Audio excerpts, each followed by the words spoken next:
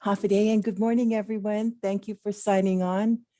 I see many of you are quickly logging on. And of course, if you've been here before, you know the drill.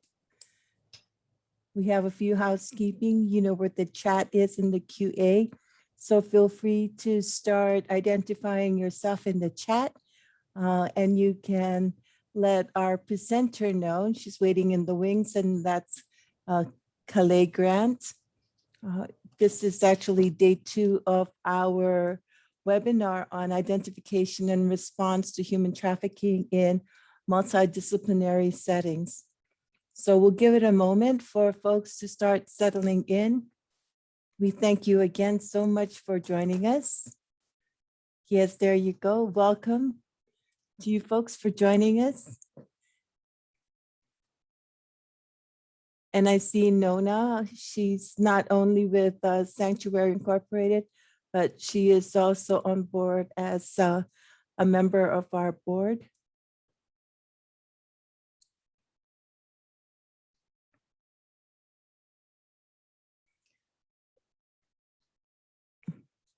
There is the comment, can you folks hear me? There's a comment in the chat saying that you cannot hear, but if my ASL interpreter can hear me, it may be on your end. Great, thanks Lisa for acknowledging. Thank you.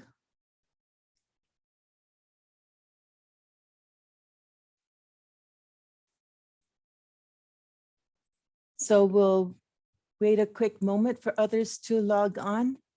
Just wanted to say that we are doing day 2. We did day 1 last month, April 15. So we thank Calais for joining us again. And this is going to be part 2 of her session. And I know the last session, she just had tons and tons of information, and she does that too, more so today as well. So we'll be brief with our intro. Just wanted to give a few of you time to get it settled. And yes, you are certainly getting familiar and exercising your fingertips on your keyboard on the Q&A and the chat. If there are any questions throughout, please utilize either one.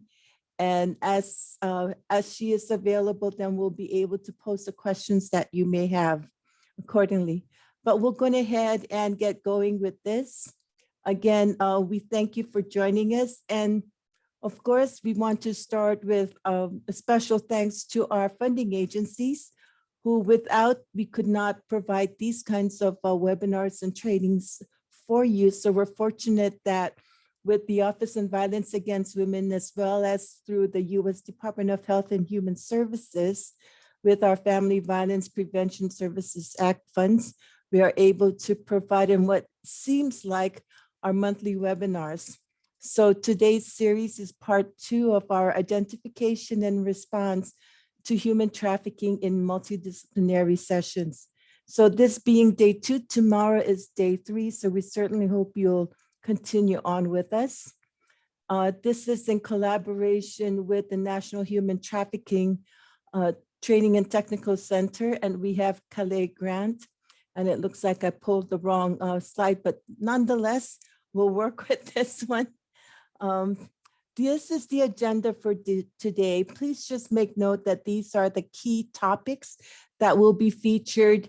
And as she moves along, the times are just our estimates, but give or take, the first hour will be presenting what she'll have, and then we'll have a break around 10 o'clock, 10:15 perhaps, and then at 11:30, then we'll need to be mindful of our time and bid adieu until tomorrow.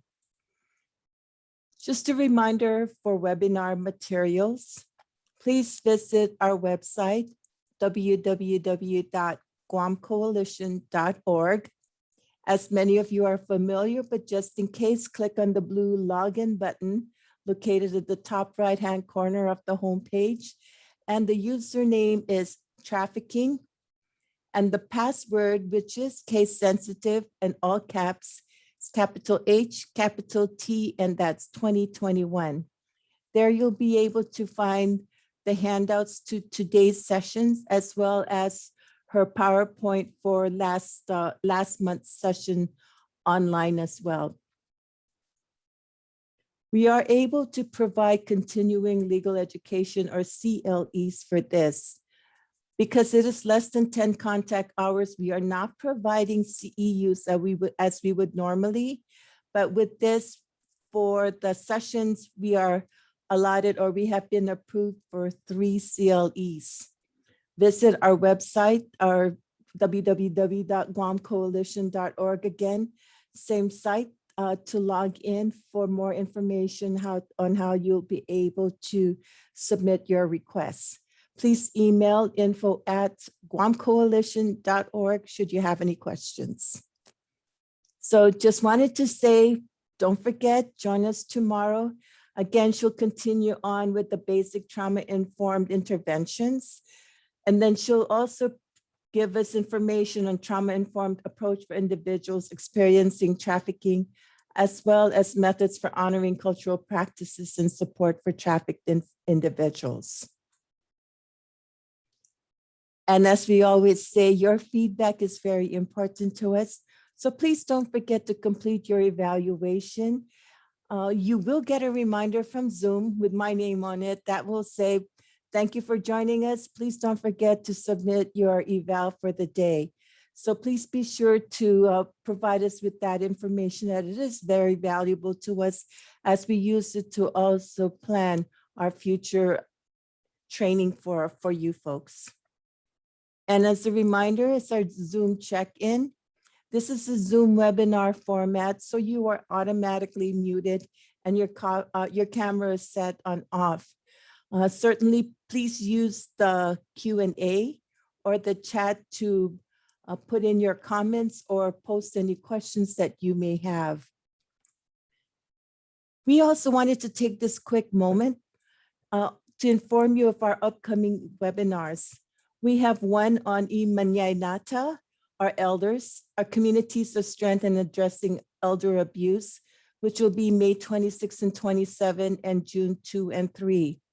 May, of course, is Older Americans Month, and June 15, I believe, is Elder Abuse Awareness Day. So we are focusing more on our elders for our upcoming webinar.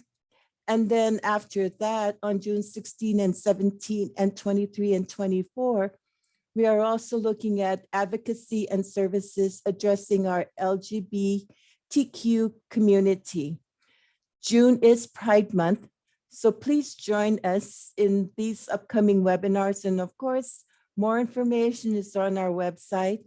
And you can also email us if you'd like more, if you have any particulars that you'd like to address. So on that note, I just want to call on our presenter for today, and that is Kaleilani Grant, known as Kale. She's the Assistant Coordinator for the Department of the Attorney General's Missing Child Center in Hawaii, and she assists law enforcement in recovering missing and exploited children. For over a decade, she has contributed her expertise by working with government and non-government agencies to strengthen system response and combat human trafficking. As a native Hawaiian and survivor of sex trafficking, Ms. Grant believes in ho'omau, the native Hawaiian value of perseverance and persistence, the value pushing you to continue to fulfill your purpose, to persevere in your efforts by renewing those efforts, and to perpetuate those that worked well. Anything we're having is worth working for. And as she says, a life of freedom is worth it. So thank you and welcome back, Kale, for joining us as well. Thank you, Cynthia, and aloha, everyone. Thank you, Cynthia. I'll go ahead and share my screen here. Yes, please. So before we get started, I just want to thank the Guam Coalition for having me. Also, NITAC for having me as well. Let's go right here. All right. So again, aloha. I am located in Honolulu, Hawaii. And I'm sure Guam is a beautiful place as well. I hope to visit one day. But again, thank you all for joining us. I'm excited to be able to present day 2 of this presentation. I encourage you all, I know you don't have your video on, but I encourage you to chat in our chat box there. And I will, as I go through the slides, I'll let you know. And I just would like you all to get involved and engaged. And of course, send in those questions if you have any, and I will try my best to answer them. All right, so today, here are some things that we will be talking about. Kalei, if I may, just a quick note. We're seeing your presenter's view, if you can, I mean, your notes. So Oh, switch the view. okay, yes, let's do that. Thank you. We can see your next slide too, that's why. Oh, yes, we don't want that. Let's see here. Okay.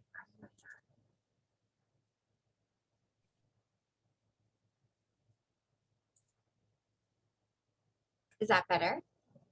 No, it's still showing. Oh, okay, let's, 1 second. Sorry, everyone. You know, we do this so often and then things just get out of whack one morning, right? I know. Or is it afternoon in your time zone rather? Yes, it's about 1:15. Okay, let me try this.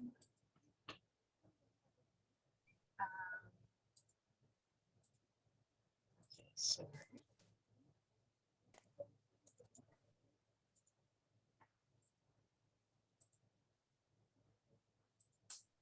All right. How is We've got your, oh, there it is. Perfect. Are we still good? That's good now. Thank you. All right. Thank you, everyone. I apologize for that. So let us continue. So today we're going to be covering a few items. These are the learning objectives for today and tomorrow. So today we're going to cover how to recognize the signs of trauma exposure, and that individuals who have experienced trafficking may present. And we will also discuss how the impact of trauma can have on individuals who have experienced trafficking. Also, we're going to define trauma-informed care, what that is and what that looks like. I know we hear these definitions sometimes, often, but we don't really know what that means, or what that looks like in our community, and or our place of work. The next we will be going over is to identify basic trauma-informed interventions. And then lastly, tomorrow, apply a trauma-informed approach to working with individuals who have experienced trafficking, but most importantly, while we honor cultural practices. All right, so let's jump on in. So today, we're gonna jump right into trauma-informed care. So trauma, it is widespread and it has a profound impact on those who have experienced things such as violence, abuse, neglect, loss, war, disaster, and other emotionally harmful experiences. Trauma occurs on a continuum of complexity, from less complex, a single adult onset incident, to repeated trauma that occurs over a lifetime. So we will discuss the negative impact trauma can have on someone who may have experienced trafficking and what you can do to deliver trauma-informed care, which is so important. So before we go into trauma, let's do a quick review of what human trafficking is. I know we had our first session, it was some weeks ago, so just to do a little refresher here. Human trafficking, according to the Trafficking Victims Protection Act, is a crime involving the exploitation of someone for the purpose of compelled labor, or a commercial sex act through the use of force, fraud, or coercion. Now, according to the federal law, a commercial sex act, it means that any sex act on account which anything of value is given or received by any person. Anything of value could include shelter, food, protection, gifts, clothing, and also this includes any individual younger than the age of 18. The federal law um, protects them.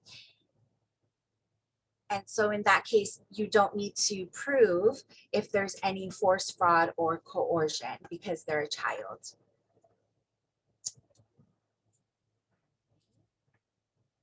Okay, so this is some terminology based on the context that I'll be going over today. You're going to be seeing these words. They may seem interchangeable, but they're not regarding this training that we will be having today. So when we refer to a patient or a client, we are speaking about an individual you encounter in a professional capacity who may or may not be involved in human trafficking. A victim is an individual who is currently experiencing trafficking. This term will be used solely when referring to laws or statutes that provide protections or resources. Now, survivors of trafficking are individuals who are working toward the healing in the aftermath of the trauma of being a victim of human trafficking. So as Cynthia shared with you earlier, yes, I'm a professional in the field over a decade. I also am a survivor of sex trafficking, and I am so grateful to be able to share that in this type of setting because I think it's such an important value that we as survivors are able to contribute to this work, to this effort, to each and every one of you in your communities, whatever it is you do. Just in your everyday life and all the way to your professional capacity. So healing is a process. And for a lot of survivors, it takes time. Every survivor may go through a different stage of healing multiple times. Survivors, we are not defined by our victimization. Human trafficking may be one experience in a survivor's life. However, it's not our full story. So there's so much more to a survivor than what they were able to overcome, the victimization of being trafficked. And so that's important to kind of look at this at an individual, a survivor, more than just their story. Many of us survivors, we use our lived experiences to help us, as I do here, as professionals in the anti-trafficking field. So terminology considerations. When you think about appropriate terminology, when you're speaking with patients or clients, keep in mind that there could be different trafficking situations. So professionals working with individuals exiting trafficking or working with colleagues who have lived experiences, they do have a unique role in providing a non-judgmental space for individuals with lived experiences. I am so thankful I am in that position where I'm able to give constructive feedback with some colleagues. And it's not by fault, but it has a lot to do with education and training. Maybe a word is used inappropriately, and they may not mean for it to come across that way, but they just have not learned the meaning of what certain words or certain terms used could mean to a survivor. So in each situation, healing looks very different for every person. Identifying as a survivor, it is a choice. So for myself, I choose to be vocal in my professional work and self-identify as a survivor. However, not every survivor feels the same way, and that's okay. But what we need to learn to do is encourage what their choice is. So if they choose not to share their story, if they choose not to self-identify as a survivor, we should support that and continue to empower them to make the choices that they choose for themselves. So some individuals with lived experiences, they might choose to identify as a victim even after exiting a trafficking situation. And some, they might choose to identify as a survivor, even if they're currently living in a life of exploitation. So every situation is different. But what's key is to ask the individual for their preference or how they would like to self-identify. And that shows respect, that you're respecting their choice of terminology and you value them, you know, that their terminology is important, what they choose to identify, how they choose to identify themselves. These six principles, these six principles is what the National Human Trafficking Training and Technical Assistance program, what our work is and how it is woven through our training that is done. So I'm going to go through each of these briefly a little bit more.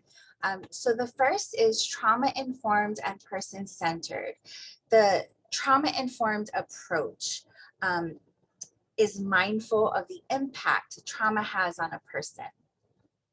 A trauma-informed approach, it realizes, recognizes, responds, and seeks. So it first realizes the widespread impact of trauma and understands the potential paths of recovery. It recognizes the signs and symptoms of trauma in individuals, families, staff, and others involved in the system. So this is important to recognize the signs and symptoms of trauma, not only in the individual, the person that you are working with, but their family, the staff members that are included or that are needed to help this individual not only exit the life of trafficking, but transition into a place of normalcy. And then responds by fully integrating knowledge about trauma into policies, procedures, and practices. And lastly, seeks to actively resist re-traumatization. That is key. If we can all keep in mind, you know, let us not re-traumatize those that we are really trying to help. And our intention may be to help them, but sometimes if we are not informed or educated, we can do more harm than good. So we want to definitely stay away from that. So when we implement a trauma-informed approach, we just want to be sensitive. We want to be sensitive to the fact that the individuals we serve, they may be going through continuously the experience of their trauma through the different system response. So maybe they have gotten you know, receive services before meeting with you. They may have had a traumatic experience with that service provider, such as law enforcement, maybe it's the education system, maybe it's healthcare, a social worker, a counselor. And so if we're sensitive to those things, we just want to avoid kind of doing that, repeating that type of that cycle. These experiences that they have gone through, it may make them resistant or scared to engage with those systems. So say they have had a bad experience, and so when you are now meeting with them, you feel that they're not very open. It's going to take a little more time, a little more work, because there's some serious trust issues because of those traumatic experiences. And you know, we just need to be sensitive to that. So next, a person-centered approach It values, fosters, and leverages the innate knowledge, skills, resources, and experiences of every individual to self-determine their needs and path toward healing. So this is really about empowering that individual. As I said earlier, asking them, how would you like to refer to yourself? It might be victim, it might be survivor, it might be an alias name, it might be their biological name that no one ever calls them. But when you ask them and they provide an answer, that's your leeway in to be able to communicate with them better and how trust can be established. So survivor-informed approach. Survivor leaders, we are invaluable. We provide an insight and expertise that may be something that has been learned through reading, and education is not necessarily, you can't just get that type of insight. And so it's just always I am always first to just have a heart of gratitude to be able to be alive and well and be able to contribute any way that I can as a survivor professional. And in any way that we can contribute and add value, that is what results in the success of many other victims, many other survivors coming forth, healing, and able to move forward to do the same or not, whatever they choose. And so really with NITAC programming, they really engage us as survivors and loop us in as subject matter experts. And, I really, really appreciate that from NITAC. So that's another thing that you can look for in different agencies and organizations that you work with. It may be in Guam, it may be in many other parts of the world, but when you look to working with an agency, who is at the table? Are they bringing and do they really empower survivors? Are they bringing survivor leaders to the table to provide insight and share? That's very important. So next is culturally and linguistically appropriate. Trafficking affects people from all races, all cultures, who speak a variety of languages.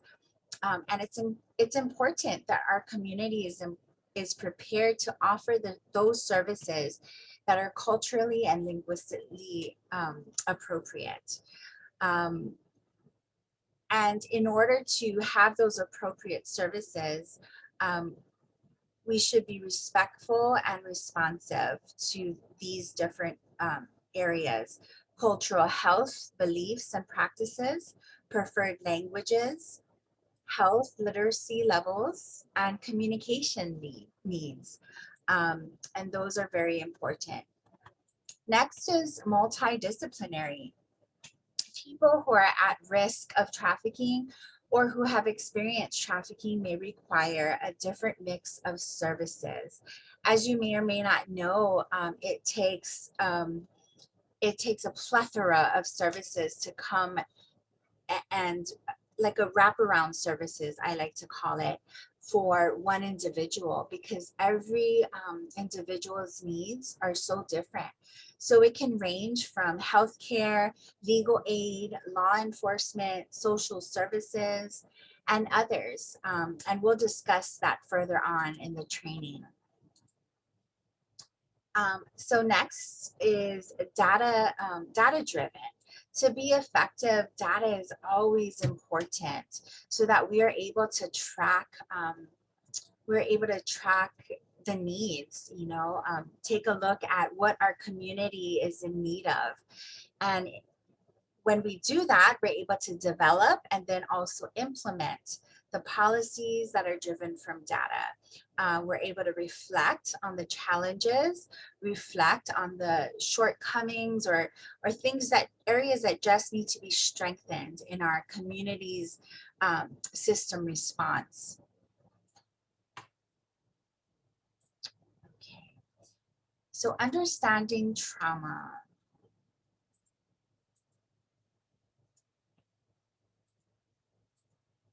Okay, so really quickly, we're gonna test your knowledge. I encourage you to go ahead and chat there in the box.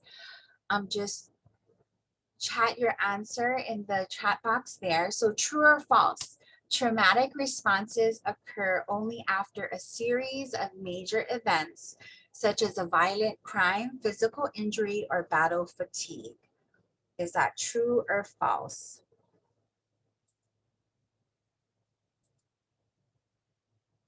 Let's see if I can see. Oh, yes, everyone's answering. Wonderful. Okay. False, false, false. Very good. The correct answer is false.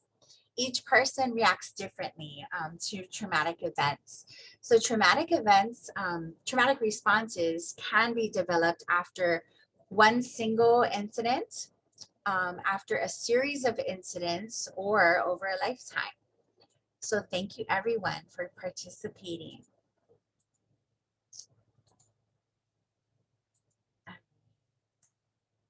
So what is trauma?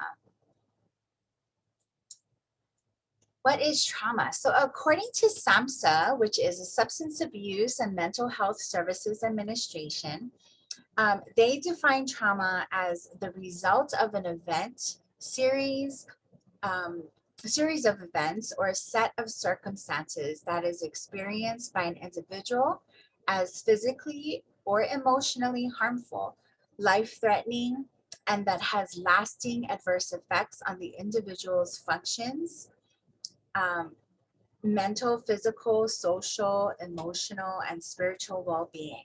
So in short, trauma is any experience that overwhelms one's ability to cope.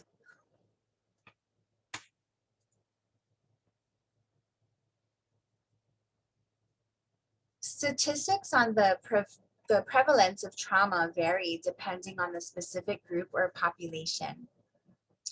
So who experiences trauma? For the purposes of this training and what we're discussing today, it's important to understand that trauma experiences are very prevalent. Some estimates indicate that as much as 70% of the adult population in the United States has experienced at least one traumatic event in their lifetime. So according to this study in the US, 61% of men and 51% of women report exposure to at least one lifetime traumatic event. And this is according to a study done with SAMHSA.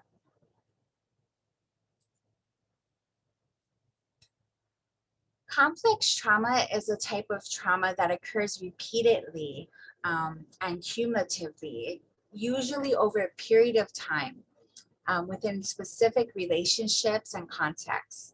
So individuals at risk and survivors of human trafficking, we are definitely no strangers to trauma, and typically do not experience victimization when they are exploited in trafficking situations. So basically those that have gone through an exploitation situation, been exploited in trafficking, usually that's not their first experience of trauma.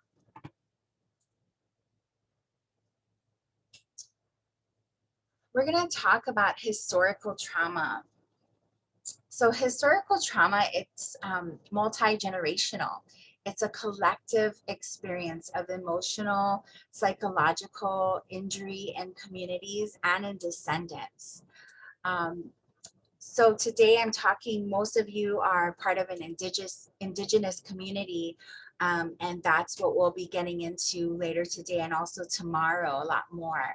But when we are working with among indigenous communities, it's vital to understand and recognize that there's a legacy of colonization, military occupation, separation from parents, families, placement of children in boarding schools and foster care, and other trauma that continues to impact Indigenous people today.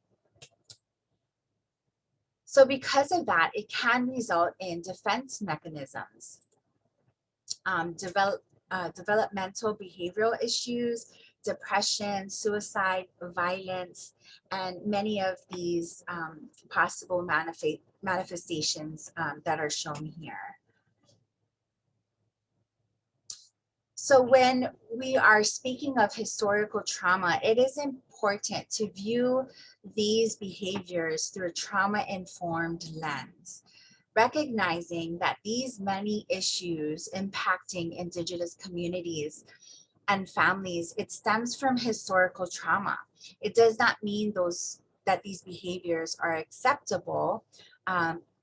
It just gives you an insight to be more sensitive or more understanding, I should say, of the perspective that they're coming from.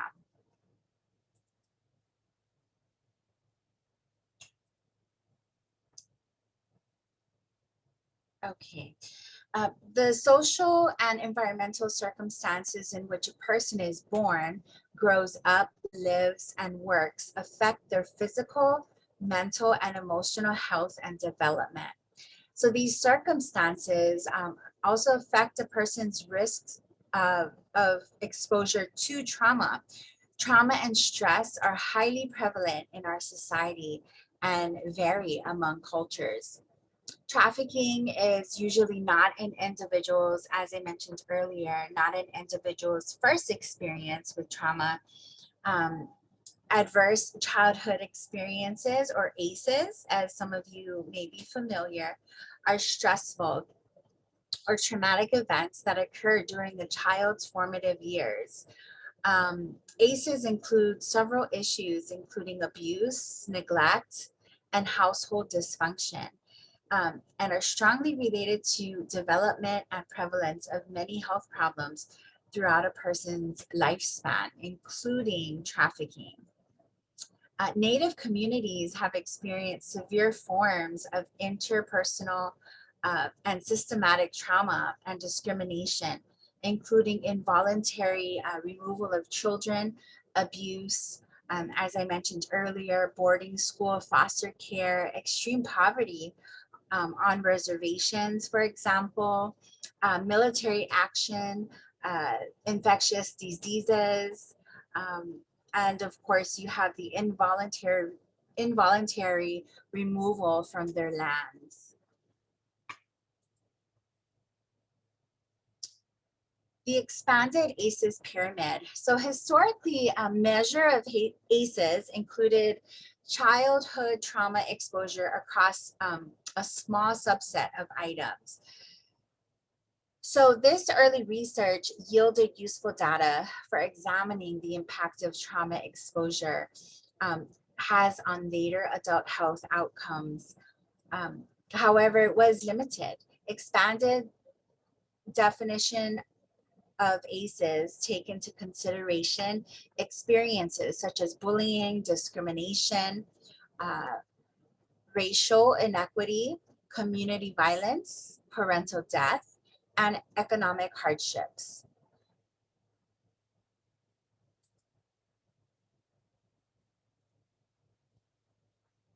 Okay, let's see here. So this image on your screen, it captures the original types of ACEs, such as childhood abuse, neglect, household dysfunction, as well as the expanded ACEs. So the expanded ACEs consists of additional items that measure exposure to bullying, community violence, neighborhood safety, racism, and living in foster care. Native communities experience ACEs at a much higher rate than other counterparts. One of the most controversial ACEs that negatively impacted Native families was a forced removal of children from tribes and placement into boarding schools. So this here is just an image to give you an example of what we will be getting into shortly.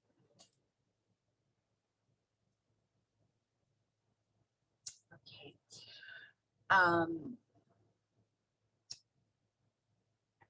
So these are some factors while exposure to ACEs, may impact adult health outcomes and or vulnerability to trafficking. ACEs are not static predictors of either. Gathered into insights that relate to these experiences should be used as a tool in overall evaluations. So these are possible risk outcomes. These are the different things that may be the result of um, depression, substance abuse, financial stress. And so further on, we're going to discuss more about protective factors and promoting resiliency in the response section of our training today.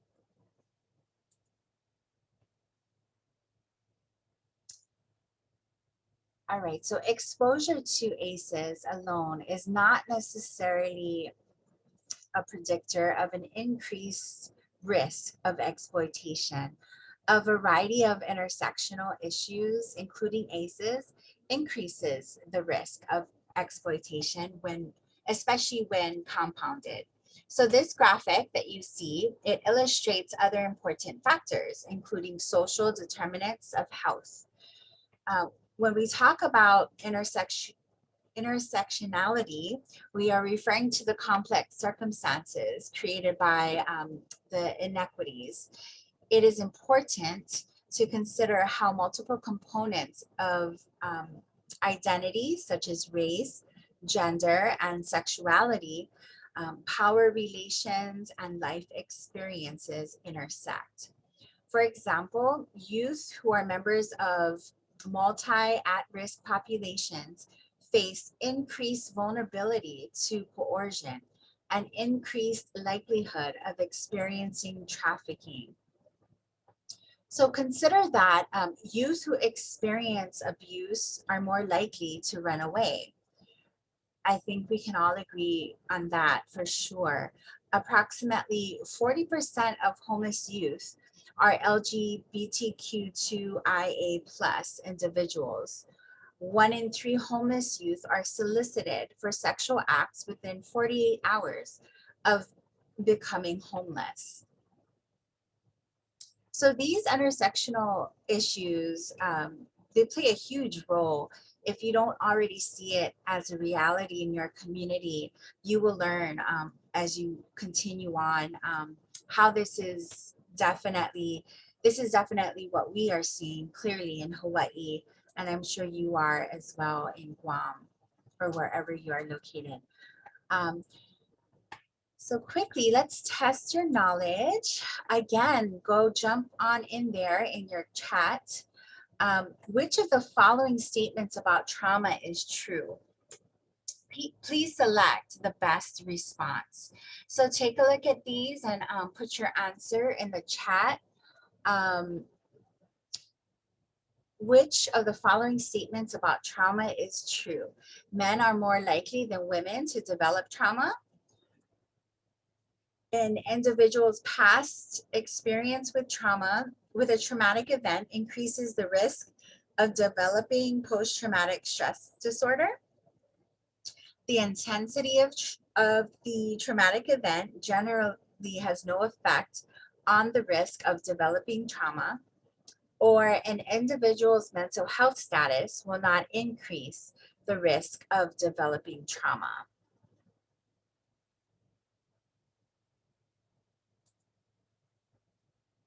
Go ahead and chat in the box there, which of the following statements about trauma is true?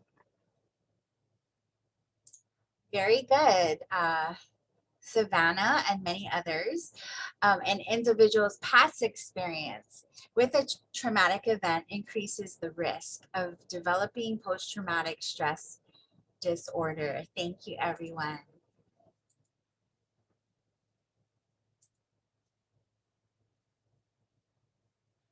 Okay, so now we're going to talk about the neurobiology of trauma. Trauma creates neurobiological changes in the brain. So as you see here in the chart, the photo presented displays what trauma looks like. So the part of the brain that processes emotional information, it activates when it perceives a stimulus as threatening. For example, loud noises or certain scents, it triggers maybe a memory. And so when that part of the brain perceives the threat, stress hormones responsible for our fight, flight, or freeze response are released into the brain and alters how the brain processes information. So these hormones interfere with brain functioning in areas of the brain that are integral to processing information. The brain is solely focused on survival. So some of you may have experienced this with a patient or maybe someone you know that they seem pretty stable and fine, then suddenly a trigger happens and we don't know that trigger took place, but because of the trauma that they've experienced in the past, maybe it was something it was a certain scent that reminded them of a trauma that they had experienced before. And that's what we call triggers, which we'll talk about later. So the brain in this photo, the brain depicted on the left side is the image that shows a healthy, normal levels of activity, and that's indicated by the red and yellow color.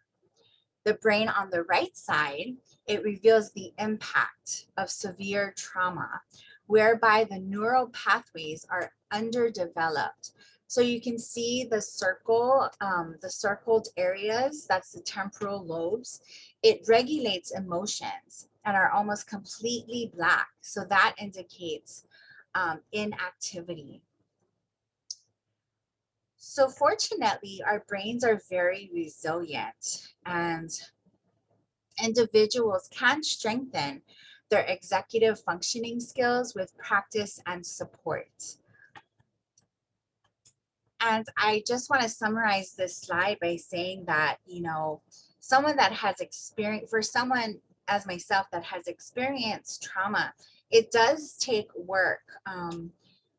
But when you put in that work and you are, and there is support that you receive from others, you're able to get that back going and strengthen those areas that may have been damaged. So I love that photo there.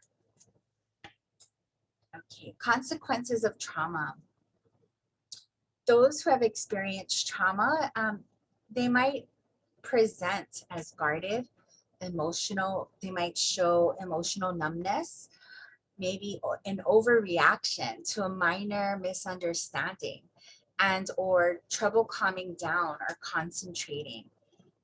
That's a very common one, trouble calming down or concentrating. But these are some also faulty alarm system, memory disruptions. These are all consequences of trauma. So trauma responses. After an individual experiences trauma, there are often shifts in the way that they think, feel, act, and even physically respond to their environment. Not everyone who goes through a traumatic event will experience the same responses, but understanding what these responses look like, why they occur, and how to support individuals who are experiencing trauma responses is a critical part of providing trauma-informed care. when you understand the type of trauma that someone has endured, it is easier to see why they might seek solace in things like food, drugs, alcohol, sex. This is why, this is what might be referred to as high-risk behavior, but it is also a coping mechanism and greatly impacts help-seeking behavior. So the way in which traumatic events impact individuals with lived experience is completely unique to that person. Every situation is different. Um, the way trauma impacts an individual depends on many different factors. It can include the details of traumatic events, previous history of trauma, the meaning of specific traumatic events for the individual, the family, and even a community. Not everyone who experiences trauma will develop, not everyone that experiences a traumatic event will develop trauma. So just as everyone who experiences the same crime will react in the same way.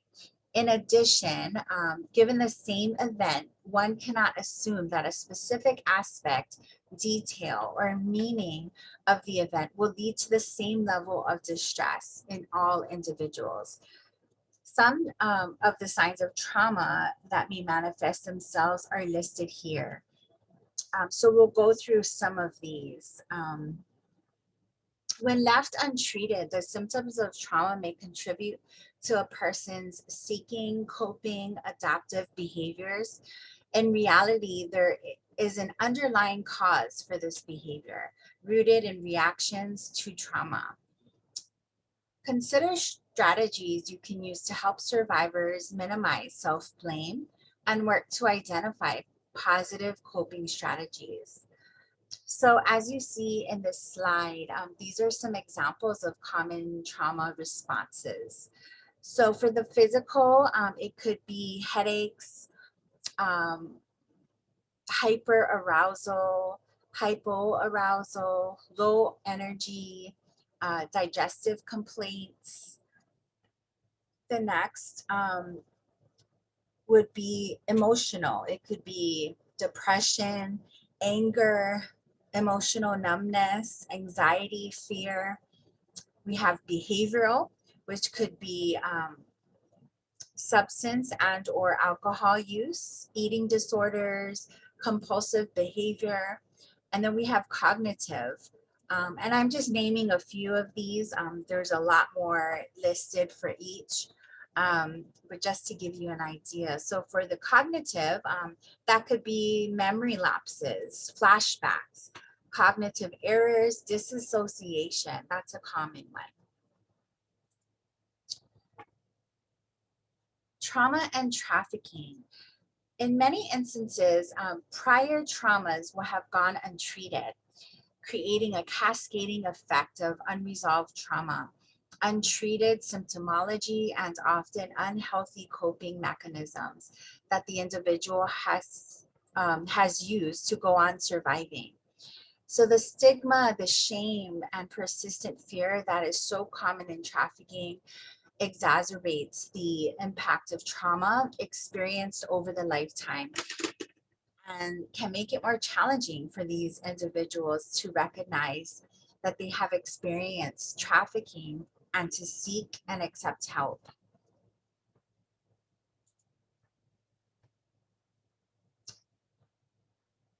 So here we just have listed complex trauma and human trafficking. That could be a history of multiple traumas, as we mentioned earlier, long-term exposure. So that could be like a reoccurring cycle of ongoing abuse, domestic violence, torture, and or human trafficking, traumatic stressors, premeditated, planned, and repeated and prolonged. And the impacts are cumulative. So it it can just continue, as I mentioned earlier, to like cascade if it's not recognized, if it's not identified, and most importantly, if it's not treated, if they don't go through that healing process.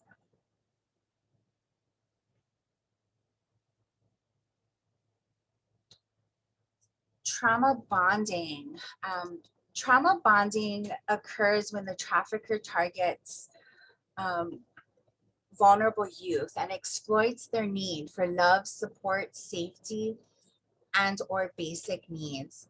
And I say here, for this slide, we're talking about trauma bonding and child trafficking.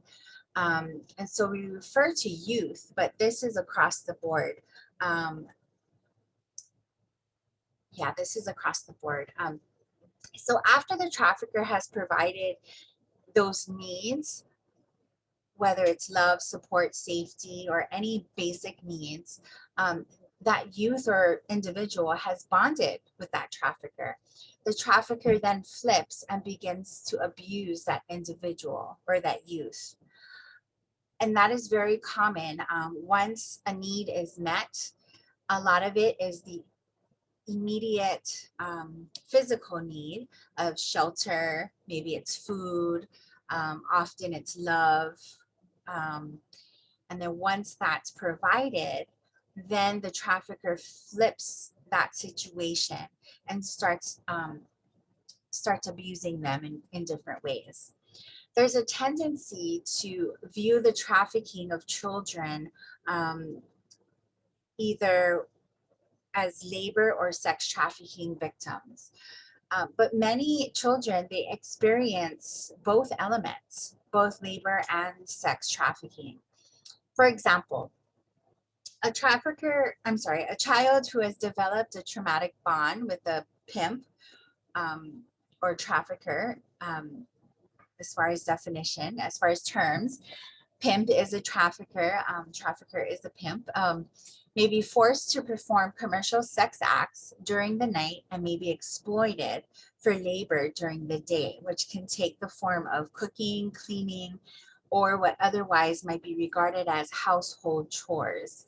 So I've seen this before in situations where there was a young child who was exploited, sold for sex at night, and then in the daytime would be a babysitter. So that's another example. And being sold for sex and or when she's a babysitter, no payment, she's receiving no payment. All the money goes to the trafficker. In cases of familial trafficking, abusers may exploit the victim's dependency on the abuser as a family member and a provider to force children to engage in labor or sex trafficking. They may say it's to support the family or to show the abuser that they love them. So oftentimes the trafficker may say, but you love me. If you love me, you will do X, Y, and Z. So that is commonly used. So a child who has developed a traumatic bond to a pedophile through the grooming process may be readily identified as a victim of sexual abuse, statutory rape, but may also be a victim of child labor trafficking if the child performed any labor or services at the request of their abuser.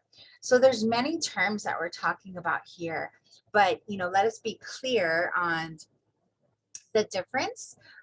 Someone can be the abuser, who is the pimp, and who is trafficking that individual. So they may have multiple labels, as which most of them do. But for this reason, it is important to consider whether youth is experiencing any type of exploitation to increase the likelihood of identifying a potential trafficking situation. So it's important to identify each of these so that you have an understanding of what services, what needs this child or this individual may need. trauma, compounding factors. Many survivors of human trafficking have had multiple repeated contact with various systems over the course of their lives. Some may have been negative, and it may not have been the provider's intent, but maybe that was just the experience they have had. For example, many individuals in homelessness and housing will be a focus of survival. And unless basic shelter needs are met, there's still a little chance so they will be able to feel safe.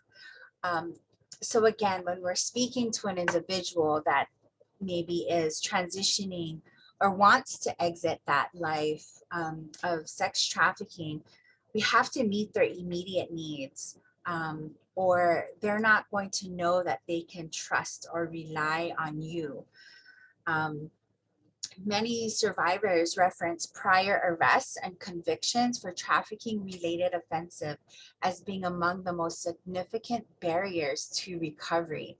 So if an individual has been arrested in the past for sex trafficking, but they were a victim, sometimes it's kind of a barrier for them because they don't know how they're going to move past that.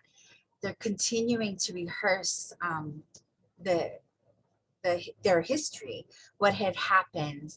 You know, this had already happened. How will I ever find a job again? How will I ever be able to be viewed as human again, as a person?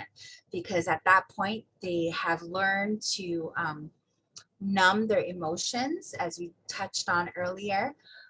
So it's important to meet their first physical needs, and then build on that. And so, yes, so that's important. Just identify what their needs are and how to help them, how to establish that trust with them.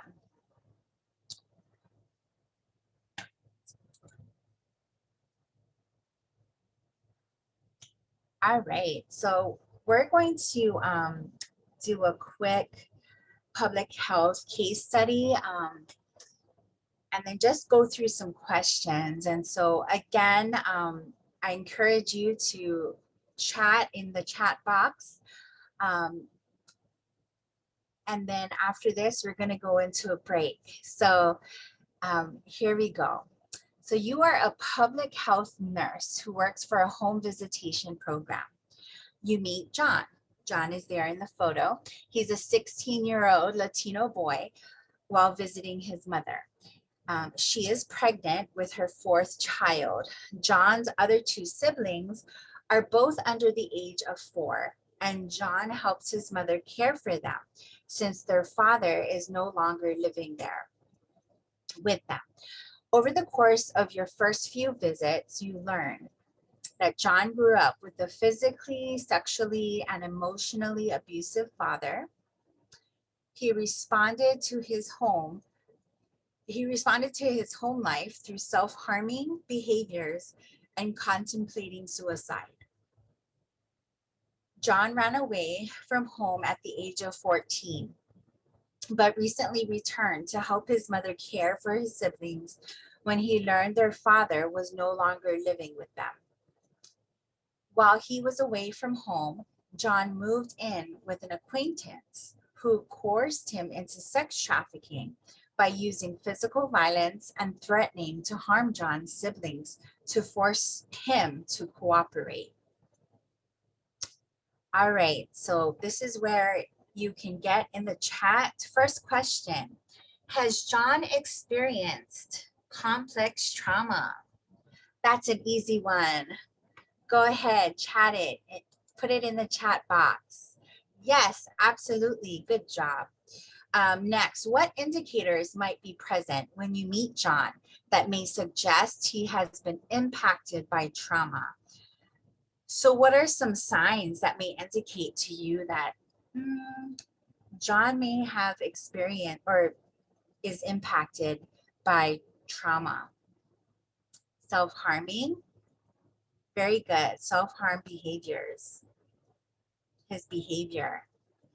Absolutely. Awesome. Okay, next question. Running away. Very good, Lisa. That's a great one. I love this participation. As you can tell, I'm excited. Yes, history of running away. All right, next question. How will you assess whether he has experienced or is experiencing trauma and its impact? How will you assess whether he has experienced or is experiencing trauma and its impact? Ooh, this one's silent. Come on, guys, write it in the chat. How will you assess whether he has experienced or is experiencing trauma and its impact? Speak with him, trauma questionnaire, engage. Very good. Non-judgmental dialogue. Love it. That is on the nose. Non-judgmental, build that rapport. Let them know, let them feel comfortable, let them know that you are not there to judge them, you are there to help them. Very, very good. Okay, last question, then you get a break. What are some strategies for supporting John in managing his response to his situation? What are some strategies for supporting John in managing his response to his situation?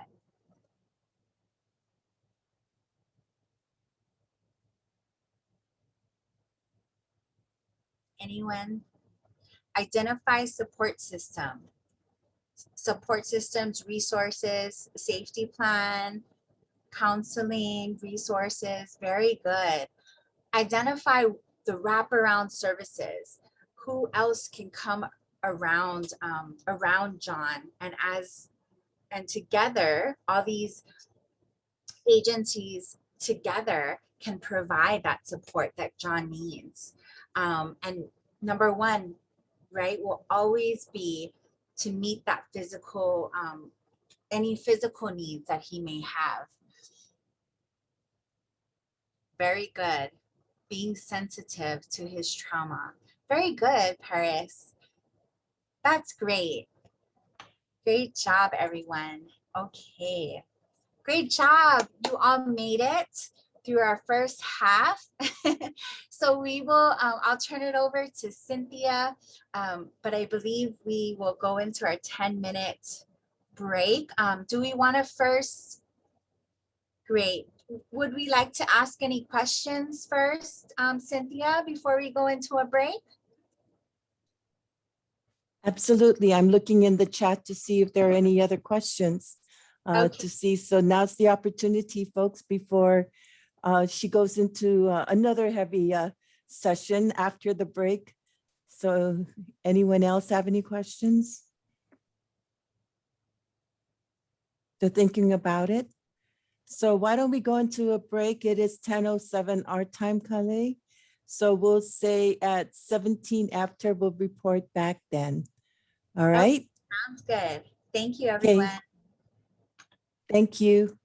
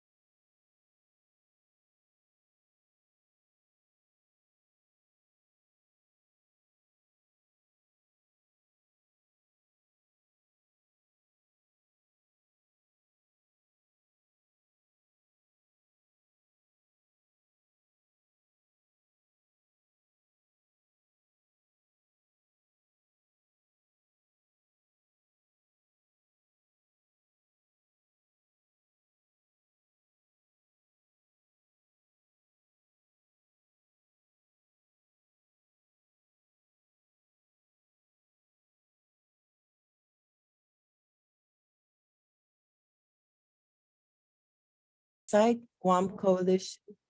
guamcoalition.org. Trafficking is the username and password is HT2021. And now that I see Kale on board, I'm going to turn my slides off so that she could set hers up because she's got tons of information. So welcome back, Kale, and welcome back to everyone else. You're on.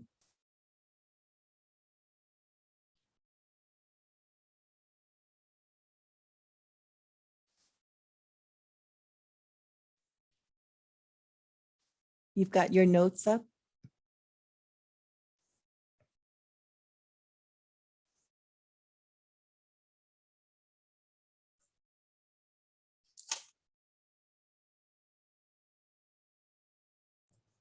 Okay, there we go. So sorry, everyone. Let's get going. So welcome There we back. go. Welcome back from your break. I know that was a full hour, so we are ready to dive in for another about an hour or so. I hope you're finding this helpful. Next, we're going to talk about trauma-informed interventions.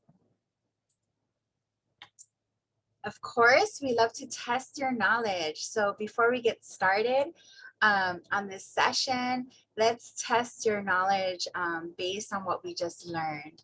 Again, chat, share your answers in the chat there. I love to see your engagement and your answers that you provide.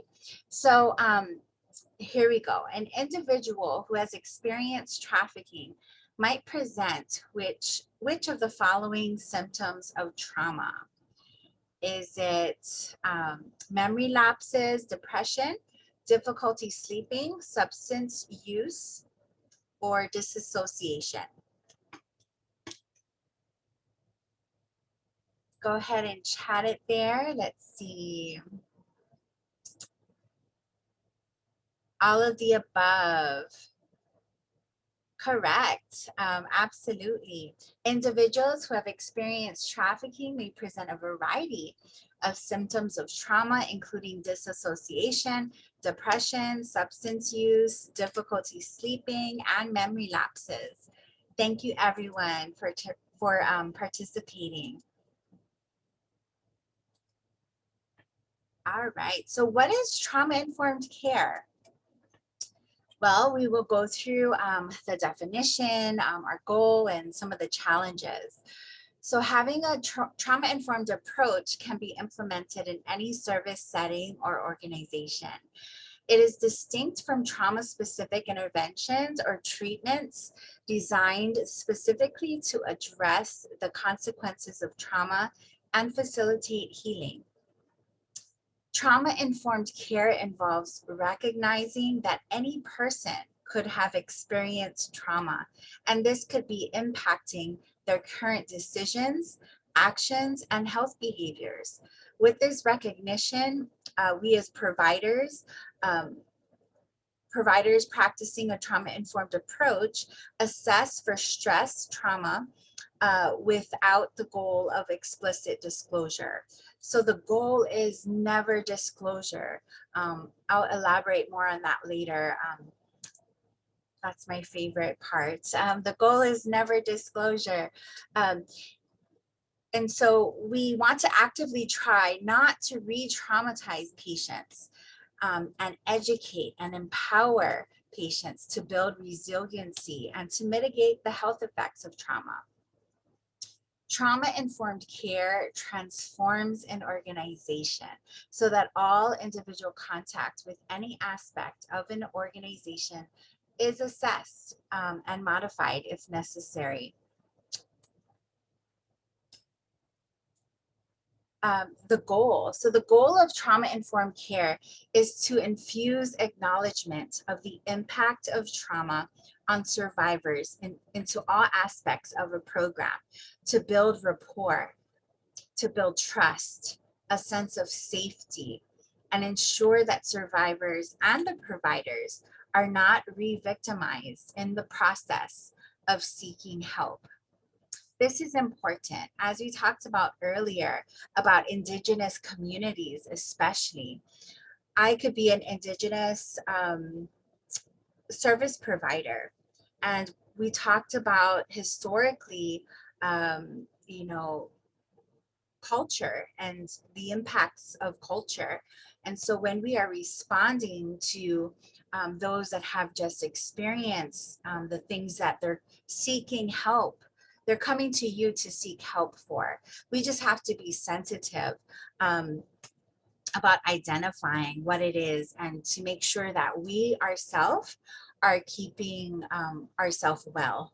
That although we may not have experienced or gone through some of the things that your patient or the individual that you're speaking with, maybe you have not gone through what they have gone through, but we want to make sure always that we're not taking on secondhand trauma, or that we're just continuing to maintain a healthy space for ourselves as a healthcare provider.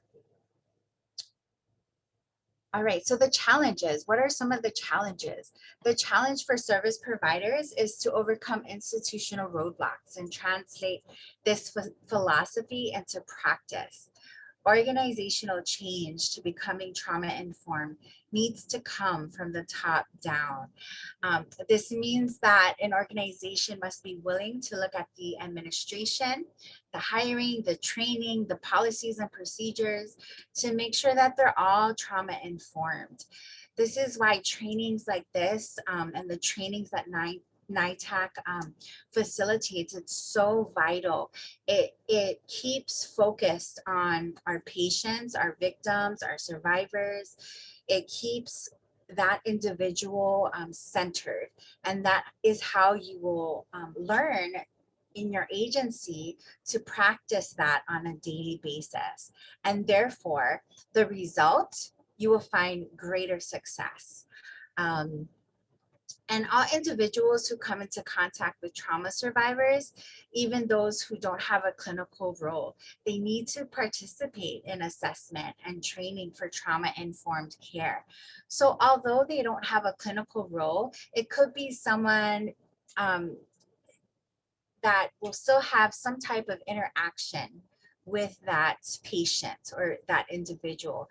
It's important that they too are educated in what to say, what not to say, you know, how to just be aware. So many times I've heard and experienced that it wasn't maybe the doctor or the nurse or the person that that individual was scheduled to come see, but it was the receptionist, or it was the tech, or someone that is in that facility that may have mistreated that individual because they were not aware. So training is so important.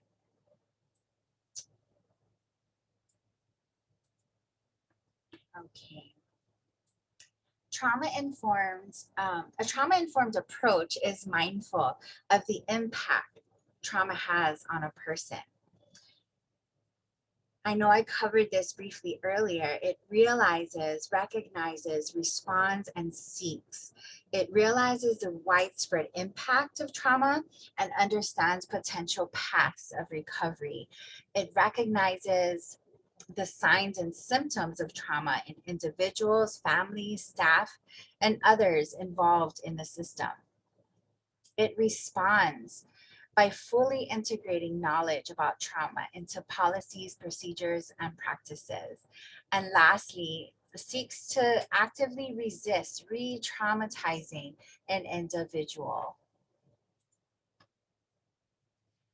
Next, we're going to go through 6 guiding principles that SAMHSA identified of trauma-informed care.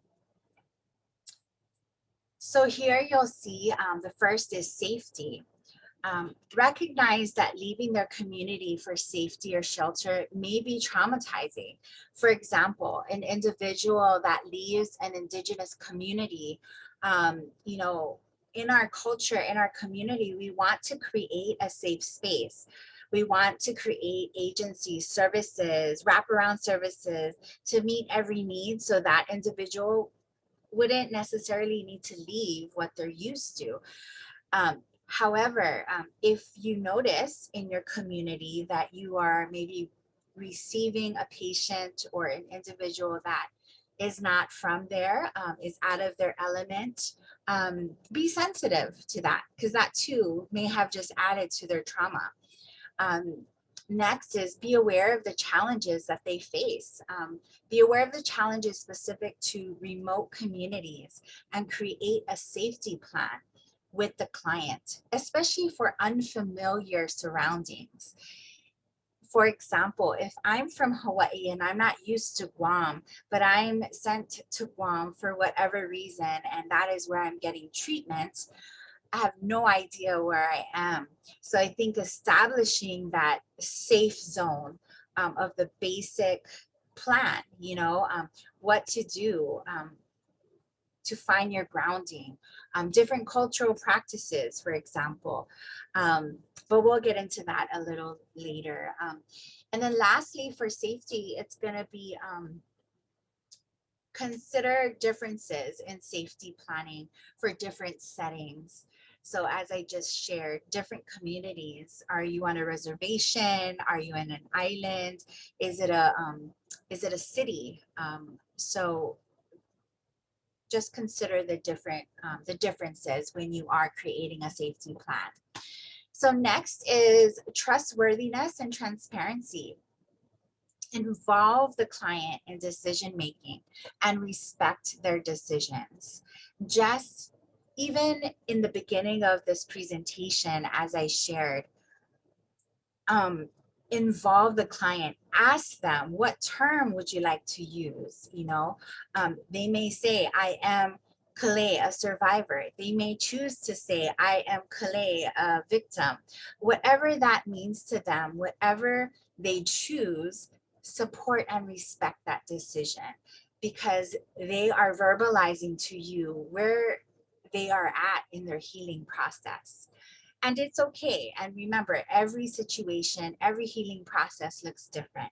But as long as we as service providers are coming around them and supporting that individual through each level, each level of that process. Acknowledge historical trauma and continued modern day macroaggressions toward Native individuals.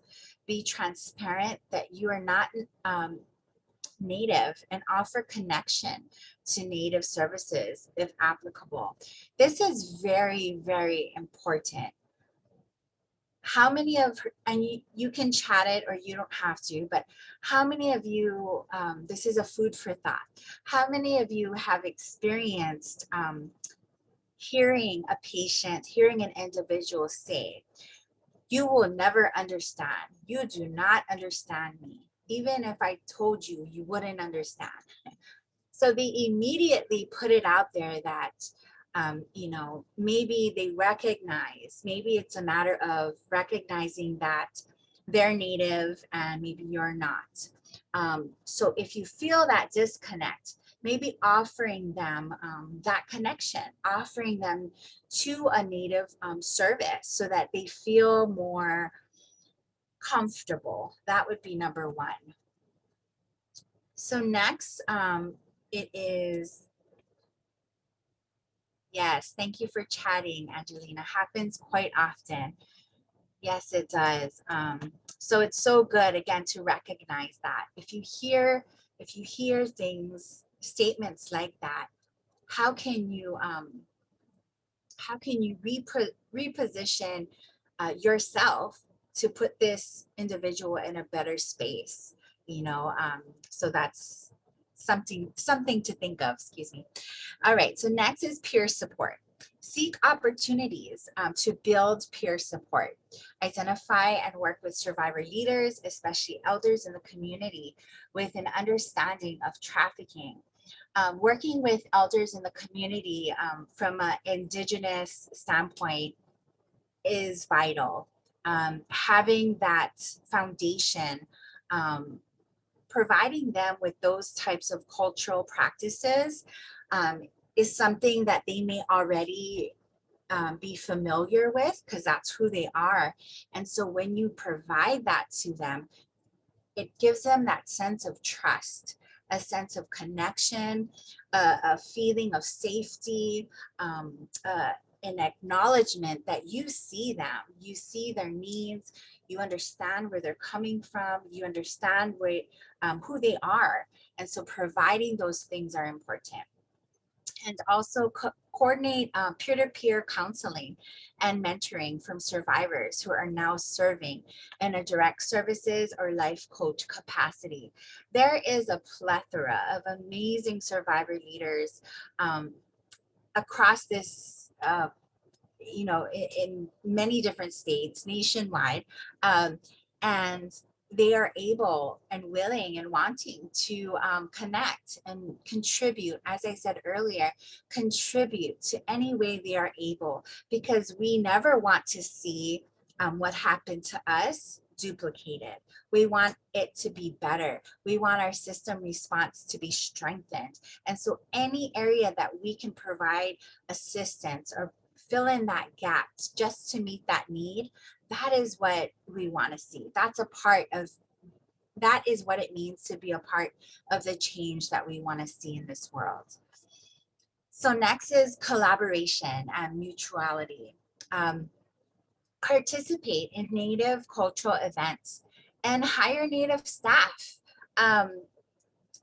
Again, if we're in Indigenous communities, we want to be able to connect with the patients, the clients, the individuals that we serve, build a collaboration with Native providers, and not, keep it diverse, of course, because every situation is going to be different.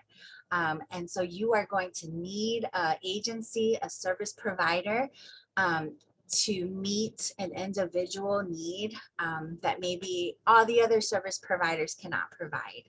So look for that uniqueness when collaborating and partnering with different agencies, not only in your community, but even abroad, even beyond that, because sometimes we need to reach out even beyond our community just to meet a need. Let's see.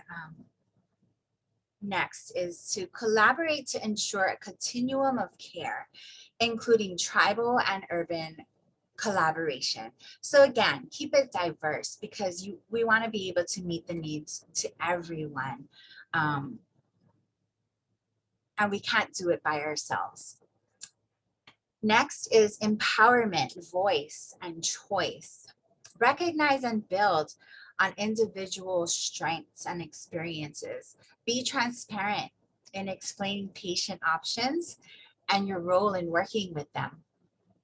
Some Native people are reluctant to discuss personal issues with individuals outside of their household or community.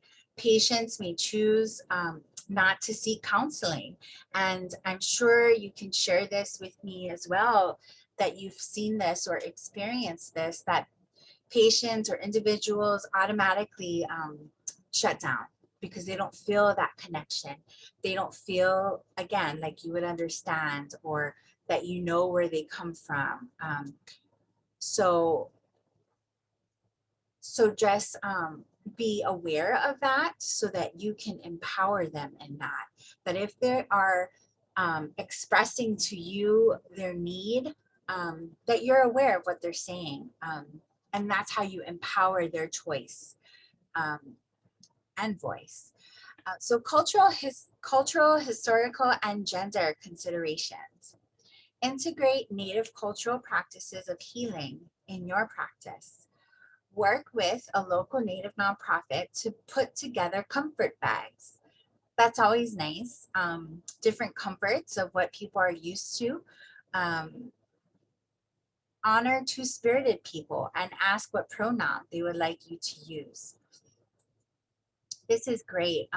I've had the honor, I shared in the previous class, in April about being a fellow. I'm so thankful to NITAC and putting on a Human Trafficking Leadership Academy. So I was one of 12 fellows that was selected nationwide, and those of us that were selected, I was so grateful to have met some amazing survivors, professionals in this field that specialize in different areas.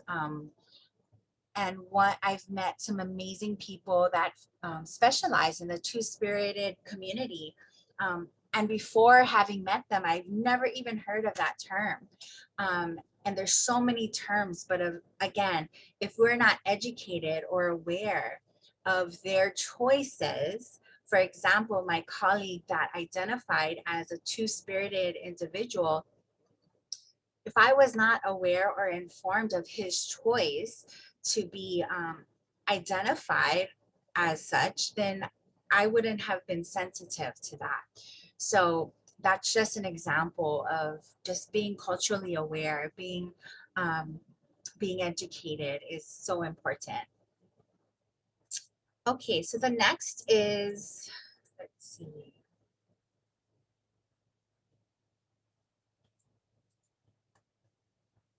Okay, let's move on. So sorry. All right, so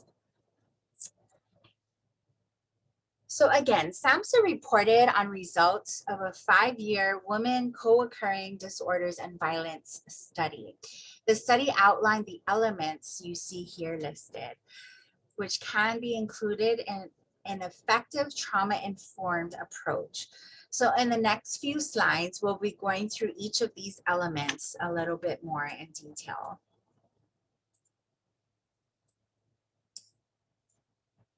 So first is outreach and engagement. An organization that adopts a trauma-informed approach works collaboratively with individuals who have experienced trafficking and a wide array of community resources. So it is important to understand why and how to conduct outreach and engage effectively.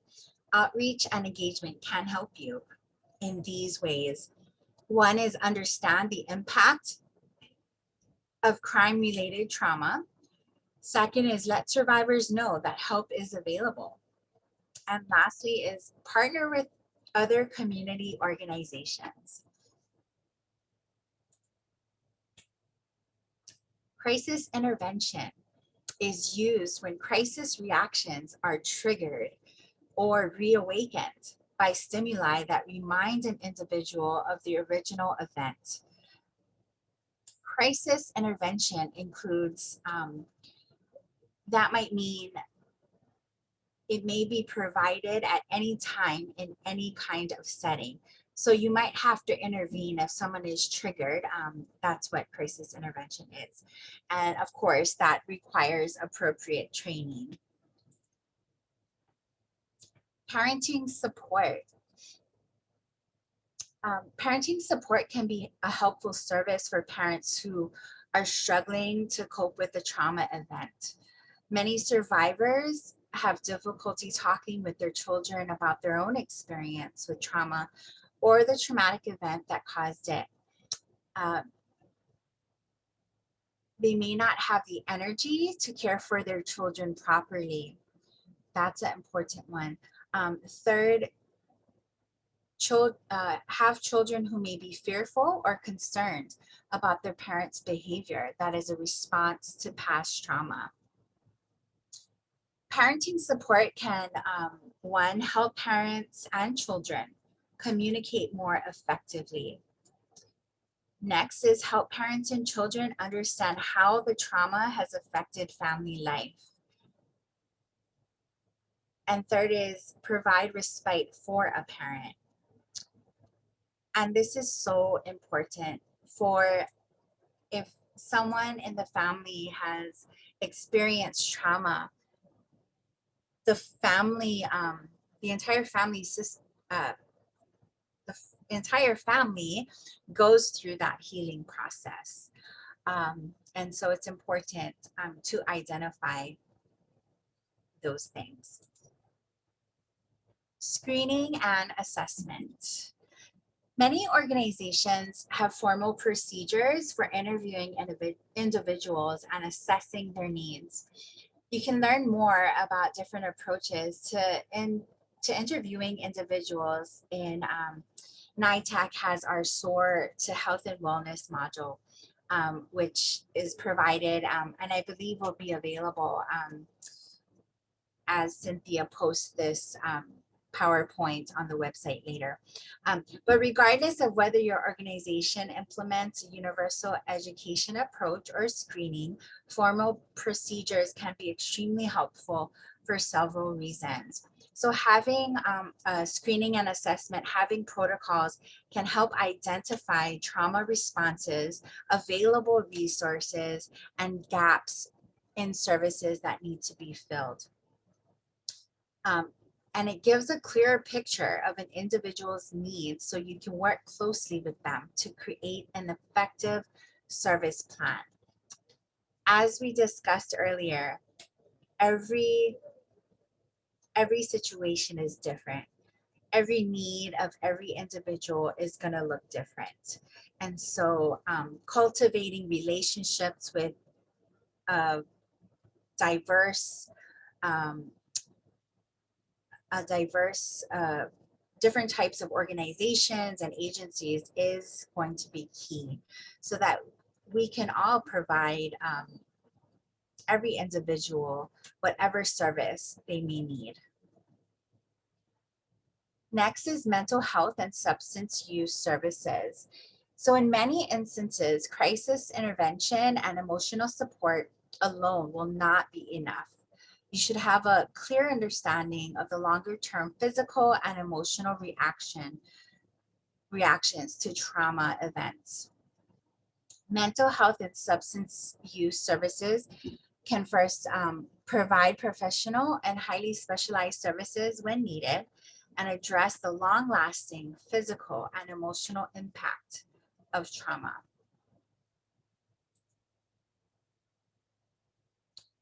Resource coordination allows you to offer individuals who have experienced trafficking the most appropriate services in the most efficient way.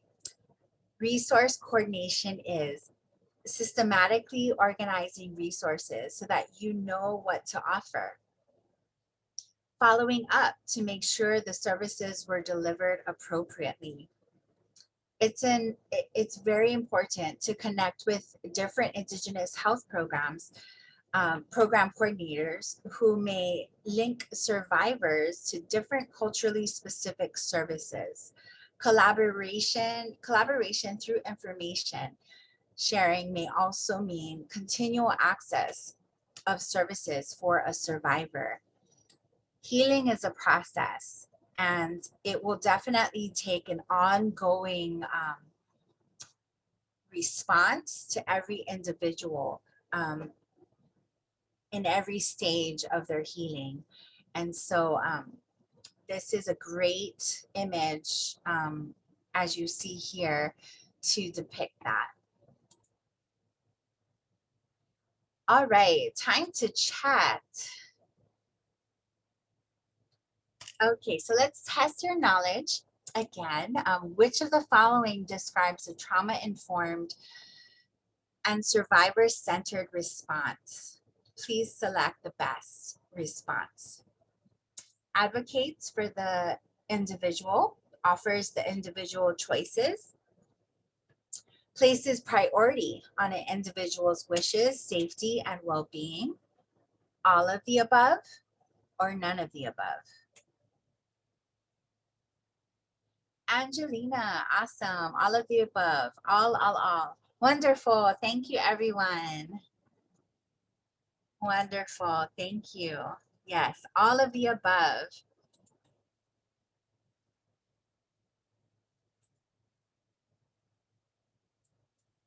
Very good. Okay.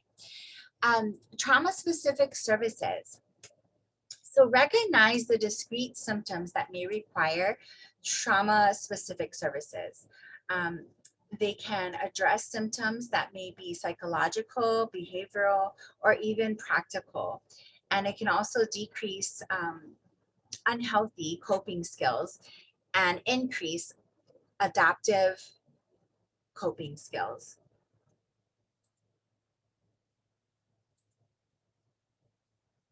Healthcare. Health issues manifest in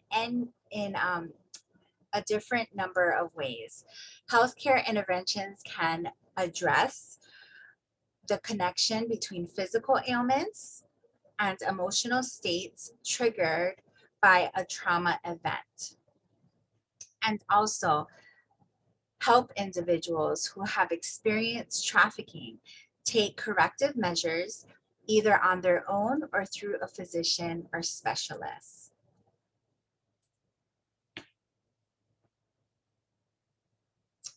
There have been numerous studies examining the application of trauma-informed approaches with individuals who have experienced trafficking and other forms of complex trauma.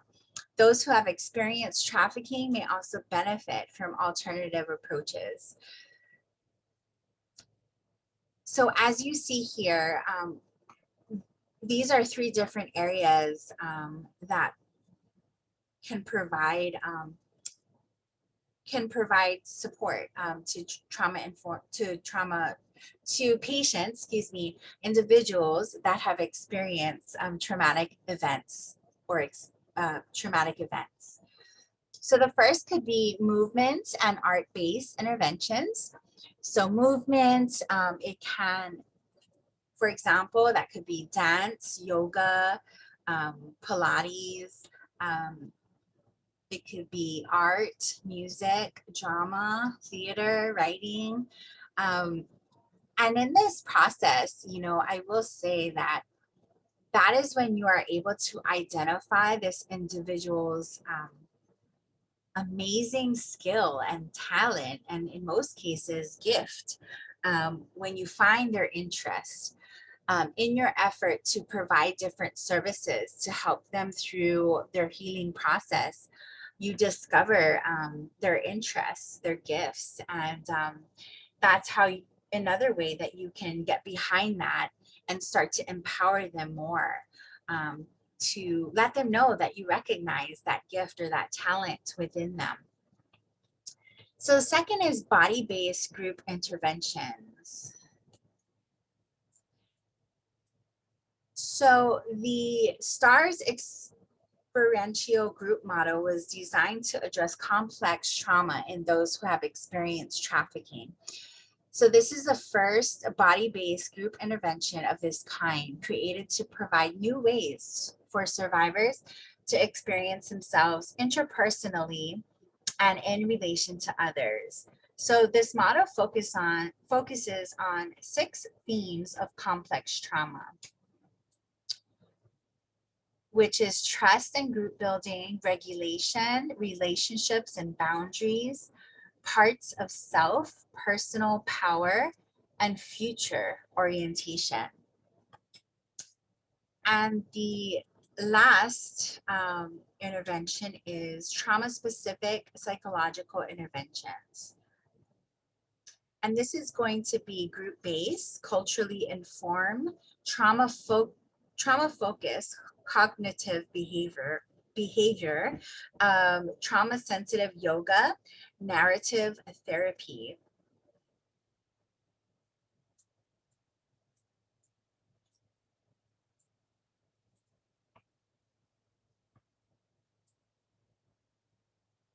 All right. So here's John again. Some of you remember John. We're gonna go through and go ahead and read that. Take a moment to read what's on your screen, and then I will ask a question, and of course, just enter that in the chat. And then we can wrap up. But meanwhile, while you all are reading that, I encourage you to share any questions, comments in the chat as well, before we wrap up the day. So, all right, for those of you who have read about John, what indicators might be present when you meet John that may suggest he has been impacted by trauma? I know we touched on some of this earlier, but Let's see. Oh, okay. So again, look at the indicators on this case study for John. He grew up with a physically, sexually, and emotionally abusive father, responded to his home life through self-harming behaviors and contemplating suicide, ran away from home at age 14, but recently returned. He was coerced into sex trafficking by an acquaintance who used violence and the threat of harming his siblings to force him to cooperate. So the question is, what indicators might be present when you meet John that may suggest he has been impacted by trauma? Self-harming behaviors, anger, his entire, very good. Being hesitant to engage, kind of standoffish, abuse from home, verbalizing suicidal scars. Very good. This is all great information. Defensive. Yeah, and as we spoke about, that's almost immediate as a defense mechanism to put up a barrier until they feel like um, they can peep over that barrier, you know, and that comes with offering culturally sound services, cultural practices. If they feel that connection, if they feel that they can begin to trust you. And so all of those things will help bring down that barrier so that you can begin on that healing journey. Physical signs of abuse. Very good, everyone. Thank you so much. Please, I want to open it up for questions. I want to thank everyone for tuning in and continuing to just chat and stay engaged. But does anyone have questions, comments, anything that you would like to discuss? I have a question here. What if he was still a minor when he finally got assistance? Will approach and healing be the same? Yes. So if he was still a minor, the approach and healing, well, the approach, that's a two-parted question. The approach would be similar. A lot of what I covered is directed for regarding youth, and it would be the same. However, again, healing might look different. And for children, as we covered earlier, and we spoke about the brain and how trauma impacts the brain, children have to, as I shared with you all, you can definitely strengthen that back, but it takes time, it takes support. So I believe that children would need a lot more support in that healing process because their brains are still developing, they're still growing. And so again, it's going to look different, but for every individual, the healing process is going to look different. Thank you for asking that. Next, what was most helpful for your recovery and healing? Oh, thank you. I love these questions. Let's see. So what was most helpful for me? Honestly, at that time, this was over a decade ago. For me at that time, I'm born and raised in Hawaii. And when I returned to Hawaii from, at that time, I was recovered by law enforcement in another state. It was in Florida. And once I was able to return to Hawaii, I had no idea who to turn to and what to do. I had those familiar feelings of no one will understand, no one can help me. And at that time, there weren't many options for me. There weren't many service providers that were that I was aware of, that I could find. And so for me, what really helped me through the process is sticking close to my faith, my cultural beliefs, my family support, um, and then taking it one step at a time. And because of my journey, my process, I vowed to myself that every service provider I wish I had, or everything, every person, every resource I wish I had to transition out of that lifestyle, that's what I am focused on. That is what I'm committed to establishing for all those girls, all those boys, all those individuals, however they choose to identify themselves. I I am committed to work to establishing that.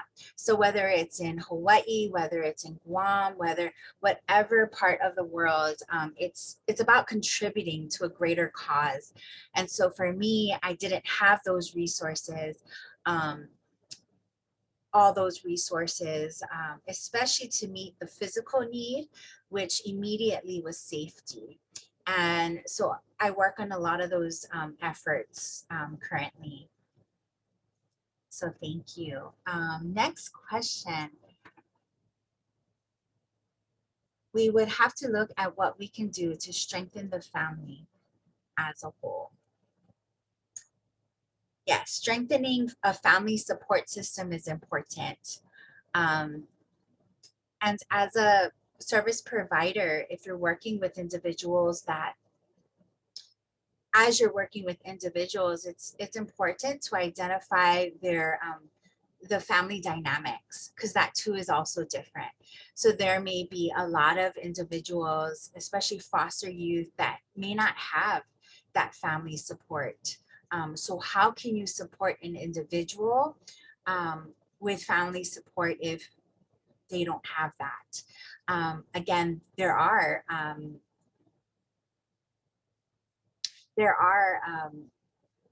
organizations, agencies that you can connect and partner with, a lot of mentoring agencies. So that's one way of connecting that individual with the right support systems, the right resources that they may need for their individual healing journey. This next question, with John's multiple allegations, where would you start? That's a good question. With John's multiple allegations, where would you start? Okay, meaning the facts. So based on John's story here in the case study, where would you start? This is a great discussion. So let's take a look. Grew up with a physically, sexually, and emotionally abusive father. So if he grew up having experienced these different elements, that means he was a child. So you can already kind of be aware that, okay, his brain, as we learned, it was not fully developed, and he experienced trauma in many different ways. Second is responded to his home life through self-harming behaviors and contemplating suicide. So there's a lot of things, not only in the natural, the physical, that he would need, that he has needs in, but also there's psychological, emotional support that he will need. And his home life, right, is unstable. And because of these things. So he's gonna need a plethora of support already. He ran away from home at the age of 14, but recently returned. An important thing is, what did John experience while he was on the run? There's many cases that I actively have where it's the same situation, as it was shared earlier, I work with the Attorney General in Hawaii, and we work with law enforcement to locate and recover missing children. And so for a lot of these cases, they may have experienced such a long list of trauma already, and then they leave their home, they run away. And in doing so, they experience more trauma because it's the wrong individuals that they meet when they're on the run. We always say that when a youth runs away from home, they're either running to something or running from something. So who are they running to? Did they meet this alleged boyfriend or individual, also known as a trafficker, that claims to give them whatever they want? You know, they throw and paint that dream, that picture to them.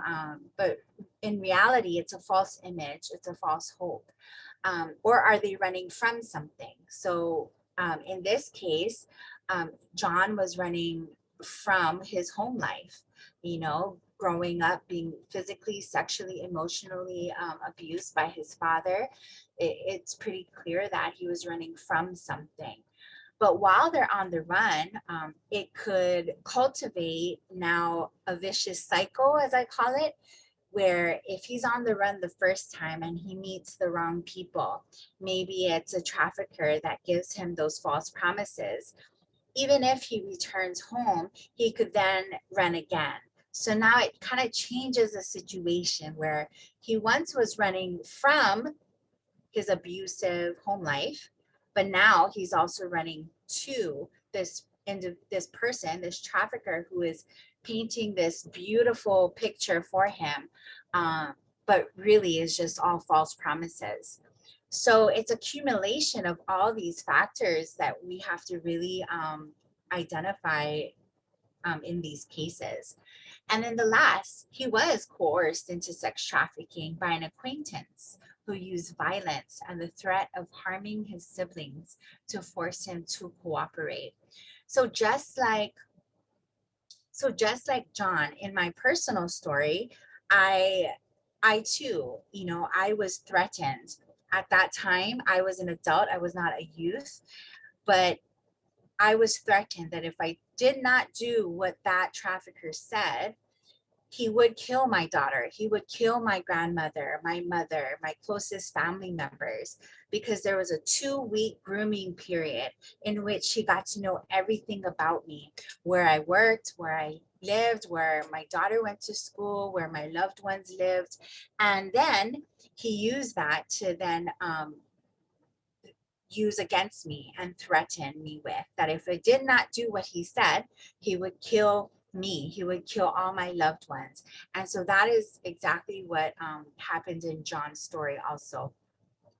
So to answer your question, Benny Lynn, with all these factors, I would first start by breaking it down as we just did and take a look at maybe what support John would need. And culturally, you know that we covered earlier that he is a Latino. So culturally, if I'm unfamiliar with that, if there's not that maybe connection, is there a service provider that I know in my community that I can connect him with, you know, that will be able to be culturally sensitive, that will be able to have that common ground, to be able to connect with him. Maybe it's, I mean, it can be so so simple as the food, the cultural, the ethnic food that we're used to, that we were born and raised with, right?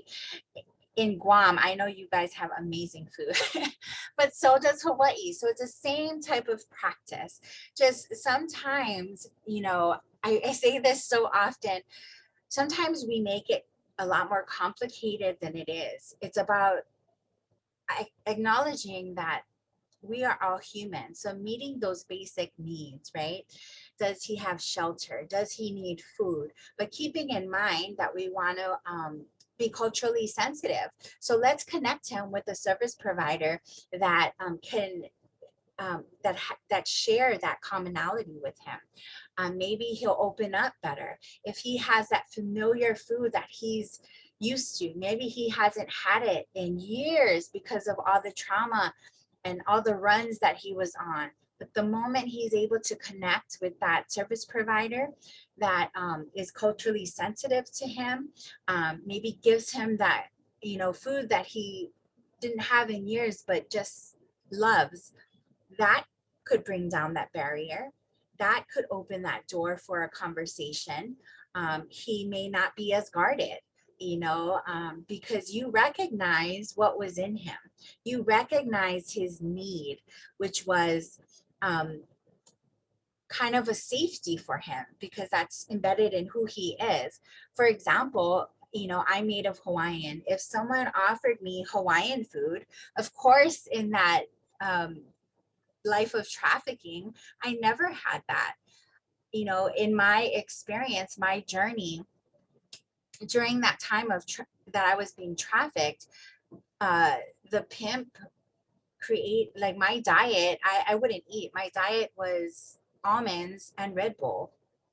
And, so again, it looks very different for everyone. So if I was in my attempt to exit that life, and as I shared, when I returned to Hawaii, if someone offered me Hawaiian food, talk about, food for the soul. That's something I would definitely have opened up. It would make me feel comfortable because that's who I am, and I hadn't had that care, that love, that in so long. And so if someone gave me that would really help. It's a sense of comfort. So same thing for John. And again, you would just go down the list. Please everyone share. I'm continuing to talk, but I want to engage you all. So share, where would you start? Do you agree with me on where I'm headed with this, how we break it down? And do you have anything to add to this? And you would just continue on that process with all of these factors, addressing, of course, the natural, the physical needs. Okay, there was sexual abuse. What service provider provides that? And of course, we want to limit the amount of times that he has to repeat his experience. Make sure you remember that, because we want to, as we covered earlier, we want to avoid having any individual repeat and rehearse and replay all the trauma that they went through. And so if we can just connect John with the right organizations, the right agencies, based on all these facts that we know, to help provide that support that he needs, that's where I would start. So if any of you have other suggestions, please add it in the chat. And again, it's a process, right? I love how you asked that question, Benny Lynn. Where would you start? Because there's so many elements to supporting an individual, and even just beginning with them on their healing, on their journey to healing. So thank you for that question. Does anyone else have any other questions, comments, insights? Oh, I see one here.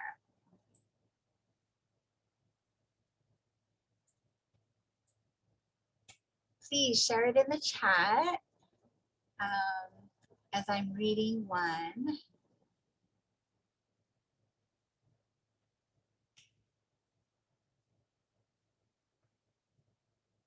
Yes, thank you, Jenna. I just want to acknowledge also Jenna Novak. She's with NITAC and she is on this training, attending. So I just want to thank Jenna for being a part of this and all the work that she does with NITAC. So Jenna shared that there are mandated reporting requirements that are there with children depending on your profession. So we do encourage everyone to learn their mandated reporting laws for child abuse and trafficking for Guam. Yes, absolutely.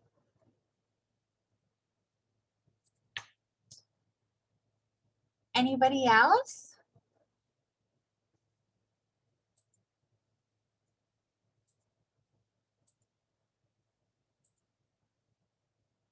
All right. Well, Cynthia, did you have anything to add? I know we're done a little early, which is different from the last session. I was trying to cram everything in there. But yes, I just want to thank everyone. And if anyone has any last questions, I'd be happy to try to answer them. I know, Calais, I think for the most part, just your sharing uh, really touches upon many of the folks who are on. I recognize the names of many who are participating in this. So I can only share their compassion and understanding and applaud you for your strength in being able to, one, to share what you've gone through.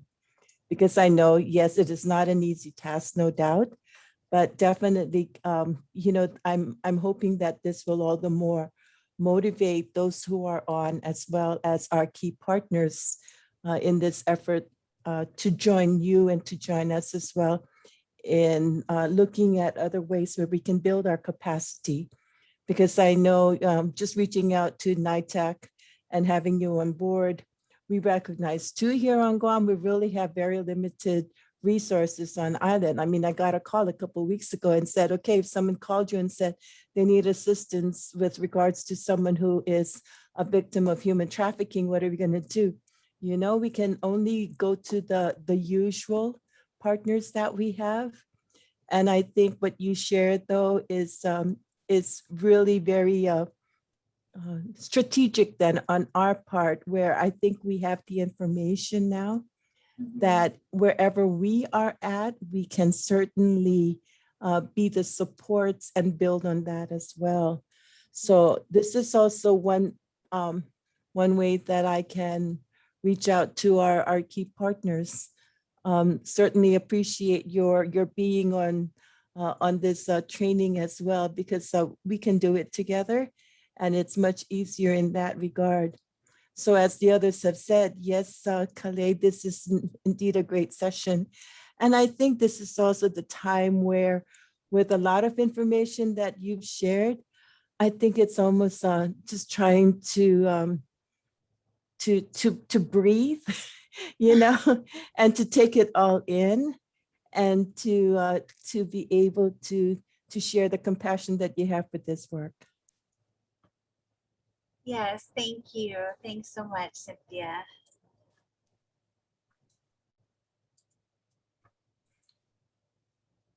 So I know we have a lot more information that's in store for tomorrow. So perhaps at this point, can you just do a quick recap of what you will be covering for tomorrow's sessions then? Yes, of course. So tomorrow we'll be diving in a little deeper in the cultural practices and how to provide that support. Let's see here. Yes. So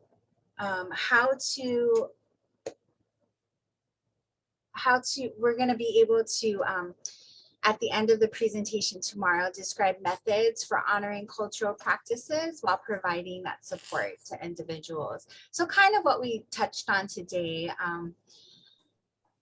providing support to individuals who have experienced trafficking. So we touched on a lot of it, or some of it today. We're going to get into more of the details tomorrow, and how to apply the trauma-informed approach to working with individuals who experience trafficking.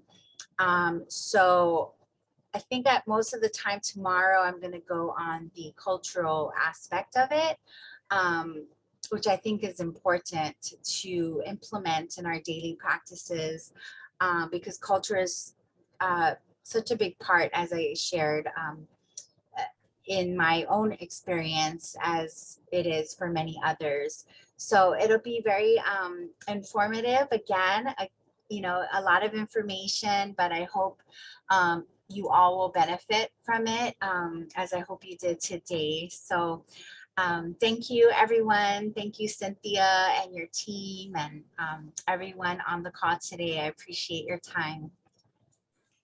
Thank you so much, Kale. And here on Guam, we may not have stats to show that it is an issue here on island, but I think for the most part, concerns with regards to human trafficking is really happening and below the radar.